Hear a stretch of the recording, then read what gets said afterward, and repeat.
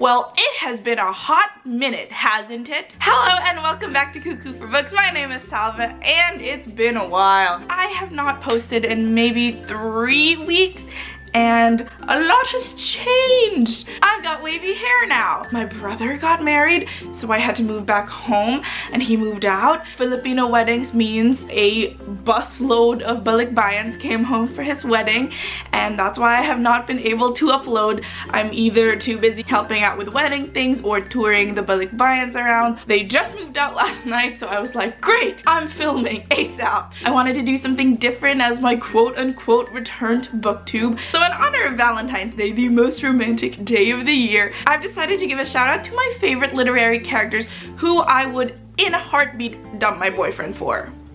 Why did I choose to title this? I just thought it'd be a fun way to present these characters. They are my great literary loves. Done this before. My lucky number is 7, so when I do countdowns, I try to stick to the number 7. It's gonna be the same here, except for one honorable mention. I was looking through my bookshelf for which characters to include, and I caught sight of one book, and I was like, dang, I can't not include him. 7 characters, 1 honorable mention. Most of these are guys because I swing that way, but there are a few literary characters who I would be willing to swing the other way for. So without further ado, let's get started. First, with the honorable mention, I would have to go with Seth from Wicked Lovely by Melissa Marr. Why is he only an honorable mention? I think I can sum it up in one sentence. I don't remember his last name. It's been, I think, about 10-12 years since I've read this book. My love, my honorable mention love. He is the mortal best friend of our protagonist, Ashlyn, who is the one who gets sucked away into this whole world of fairy, and she gets caught up in court politics. What I love about Seth in this book is he is that cliche mortal best friend. The cliche usually veers towards like the nerdy, shy guy who can't admit that he has feelings for our heroine, and our heroine gets caught up in this whole new magical world she's in and falls for someone on that side, and they're better off friends. And in this book, it's their love that sort of powers her through the entire series, and everything she's going through, he's there right beside her. He is a bad boy. He lives in an abandoned carriage car of a train, and he definitely has long hair. He rides a motorcycle, I think. It's different from the cliche like, yes, I'm your nerdy mortal best friend and I have secret feelings for you, but I'm never gonna tell you. Like, he's like, I like you. Ugh, I'm tough and I'm gonna be there for you no matter what. Good luck, fairy prince trying to steal you away from me. I remember reading this just when I was getting into YA, and every scene with Seth just like took my little teenage heart, squeezed it, and I was like, oh, so sweet. So romantic, and that's why I think he deserves an honorable mention. We've grown apart, Seth and I. We've gone our own ways now, so I don't think I would ever dump my real life boyfriend for him anymore, but he was one of my first loves, and because of that, I think he deserves a spot in this video. Coming in at number 7 on the list is also our first chica of the move. I don't know why I said chica, I never say that. Is our first girl on this list, and of course it would be Isabelle Lightwood from Cassandra Clare's Shadowhunters series. Brief background on the Shadowhunters books. There's a lot to cover, but basically supernatural creatures exist in the world and demons exist in the world, and the Shadowhunters are the demon hunters that protect us mortal beings from the demons. If you are a fan of the Mortal Instruments series or the Shadowhunter series on a whole, you will understand my love for Isabelle Lightwood. She is badass. She was one of those characters that I was like, get away, Clary, I want to know more about Isabelle. Just like, fly away, Clary, I don't really care about you. I want to know more about Isabelle. Give Isabelle more screen time in the books. Screen time in the books. That sounds really wrong. And I think what really drew me to her was when I was reading City of Bones for the first time. When Clary entered their lives, she was like, stay away from my brother. And then Clary's like, do you have a crush on him or something? She's just like, no, I'm just being a really, really protective sister-like figure. And I was like, hey, that was me with all my brother's girlfriends. I used to be like, stay away from my brother and being protective. And I think we would have like a really good time bonding with that. Also, she goes for nerds. I think I'm kind of her type. Hit me up, Isabelle Lightwood. She is a goddess and I love her. So she comes in at number 7. Coming in at number 6, I tried to rank these as best as I could, and the next one on my list is one of those, do I want to be her best friend? Do I want to be her girlfriend? Do I want to be her? I know in high school I definitely wanted to be her, and it would be, of course Tamora Pierce is gonna have a spot on this list, and it is Alli from Tamora Pierce's Trickster duology.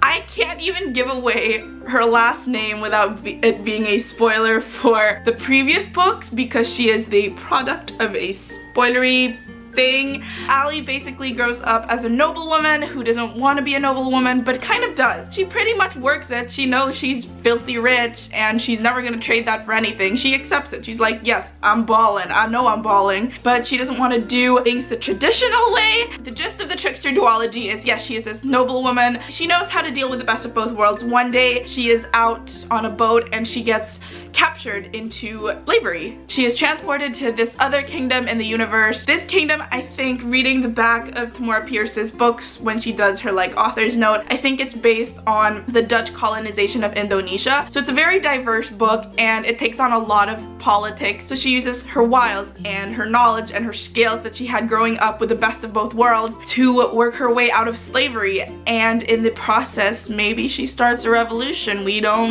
don't know, I'm not gonna tell you. When I first read her duology, I was maybe 2 or 3 years younger than she was portrayed. I had the heart eyes emoji the whole time. I was like, wow, you're so cool, you're so pretty, you're so strong. She comes in number 6 on this list. Coming in at number 5 is a more recent YA choice, and I think a lot of you know who this guy is. It is Mattias Helvar from Six of Crows by Leigh Bardugo. Six of Crows is the follow-up series to Leigh Bardugo's Grisha trilogy. Grisha trilogy is basically Avatar: The Last Airbender but set in Russia, but the Six of Crows duology is a follow-up to all that stuff, and the universe has been set if Ocean's 11 was set in the Game of Thrones world. Ooh, Mattias. Him and the next person on this list, they're very buff, stoic, military dudes, but I don't know, you know Mattias has a heart of gold, and if you set him in today's day and age, he grew up super Catholic in the deep south in the USA, and all his life is told to basically be a bigot to everybody else, and he goes out into the world and at first he's like, I'm a bigot, oh wait, I'm not, I'm gonna have a change of heart, I'm gonna have excellent character development. I love Mattias because he is proof that a man can change and a person can change. I love him so much. He is so beautiful and he is so perfect. He could pick me up and carry me all around all day. I don't care. I would let myself be picked up and carried around like a damsel in distress, even though I'm not a damsel in distress, but I would if it was Mattias Helvar carrying me.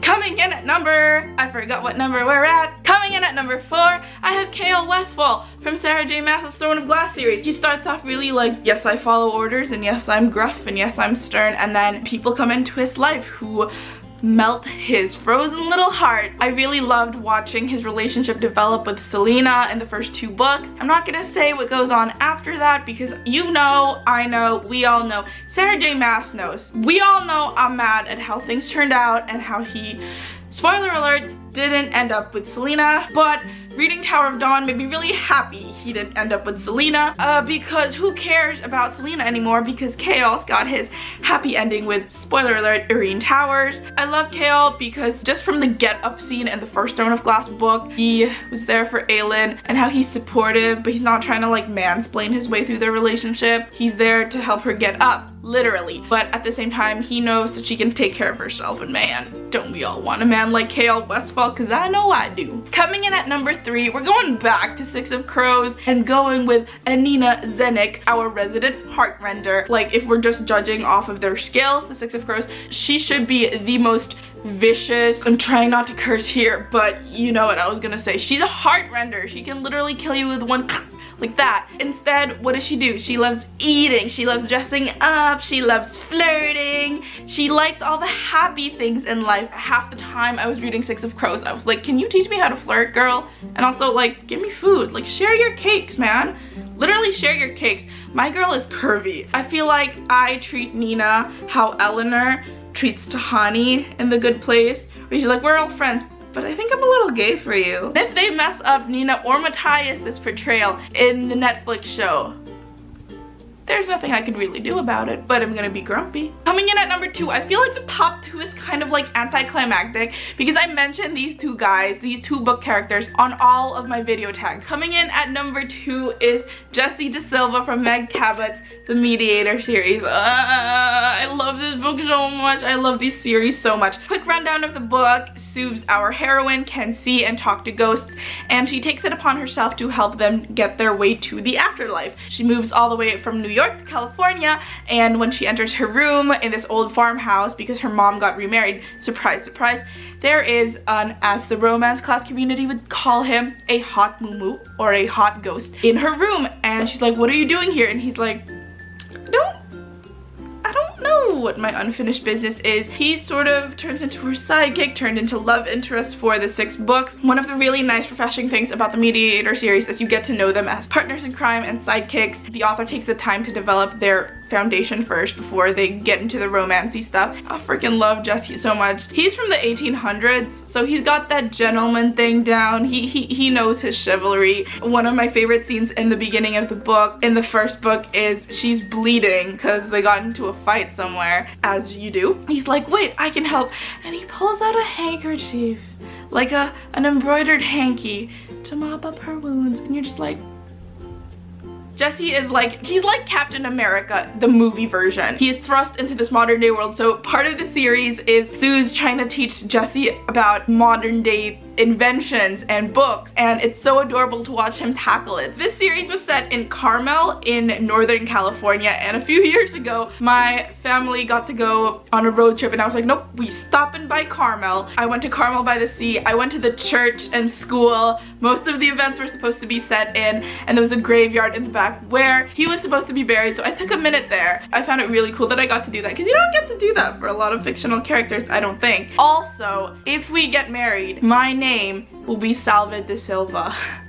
It has a nice ugly ring to it. Like, it's an ugly combo, but with a ring to it. Coming in at number 1, why is this even a surprise? You all know what I'm gonna say. Why did I even make this list if it was just gonna end with this dude? And he is Numair Salmalin from Tamora Pierce's The Immortals Quartet. He is my number 1 book boyfriend. I'd say this takes place about 10 years before Alli's books take place. Numair is supposed to be the most powerful mage in all the land. He is tasked to mentor this orphan girl, Dane, who I also would die for in a heartbeat. She was sort of taken in by the palace. They're like, this girl can talk to animals? Since he is the most powerful mage, they're like, dude, you're the only one who can help this chick out. You gotta go help her. You know how I said at the beginning of the video, Seth was supposed to be this cliche best friend of the hero, but he's not a nerd, he's a hunk. Numair is the opposite. He is the most powerful mage in the land. Years and years and years of studying at the University of Carthage. He's one of the smartest people on earth. For all intents and purposes, he should be a freaking flippin' nerd. And he is to an extent, but also,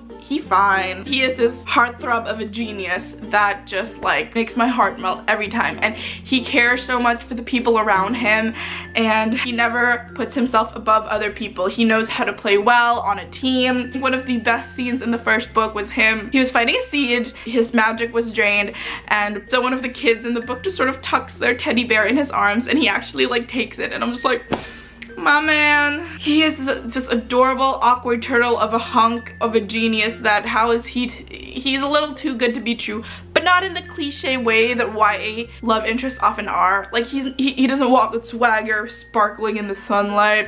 Like, in the real world, he'd be a cat. Well educated, top of his career, gorgeous. He's like 6'5". Caring, oh sweet. If he was real, I would do what the title of this video says I do. What a joyful way to end this video, but it's true. Will probably be single after this video gets published. I'll check back in with ya in a week and tell you how things go. And that concludes my video on the 7 literary characters I would dump my boyfriend in a heartbeat for. You can follow me on my other bookish adventures on Twitter at Cuckoo for Books and on Instagram at salvavillarasa and also at Cuckoo for Books. Please subscribe, and I will see you guys very soon. Bye guys!